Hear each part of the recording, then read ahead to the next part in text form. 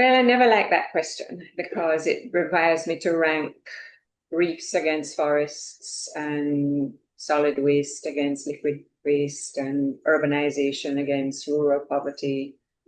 And I don't have a scale to say this one is worse than this other one. But what I do say when asked that question is we're an island nation, and that means there is really nowhere to escape to. Yes, we are one of the larger Caribbean islands, and yes, we have the benefit of being quite diverse. So we do have mountains, we do have flatlands, coastal areas, inland areas, rivers, a lot of fresh water. We're so fortunate with that. But everything that you do on an island affects every other thing. And I think that is the main deficiency that the leadership in our society, whether they're politicians or business leaders or elites, people who, make the decisions about what happens, they don't seem to understand that. So they regard everything as sort of disconnected from everything else. So if we decide to put a hotel in Montego Bay, that it's only going to affect that small place, small footprint of the hotel, and that's really just absolutely not the case. I think from all my years as an environmental activist, I think we have a low environmental awareness, and it's not just in the population; it's in our parliament, in Gordon House as well.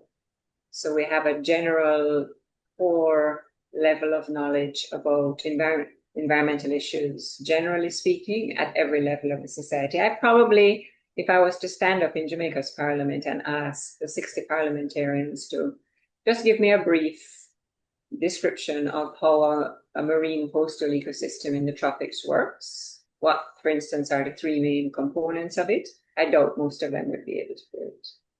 So a lot of the work I did was about education. That, however, though, is a difficult thing to keep funding, and it's something you have to keep doing. Every year, the schools are graduating a new set of kids and new sets are coming in. Politicians come and go, business leaders come and go. So I don't think we've ever really solved, maybe it hasn't been solved anywhere, right? But I don't think we've solved the fact that there is a low environmental awareness and therefore low levels of concern about environmental issues, which are seen to be anti-development and anti-human being. So it was often said about me, those people, they care about dolphins and trees, but they don't care about people. So I think that's the thing. I grew up obviously very privileged, and I have this very strong love of Jamaica, the physical place.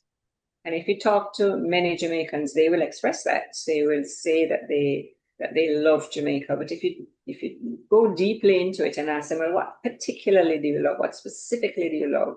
You're going to hear a lot of other things. You're going to hear the music. You're going to hear the relaxed vibe. You're going to hear the food.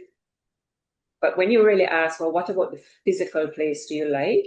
That's when they're going to stumble a bit. So I think we say we love the place, but we don't treat it as if we love it. There's a lot of problems with litter, a lot of problems with, sewage, it being emitted into waters, and the air. There's air quality problems elsewhere. There's overdevelopment in a lot of places. So yeah, I think we love Jamaica. We say we love Jamaica, but we don't behave like it.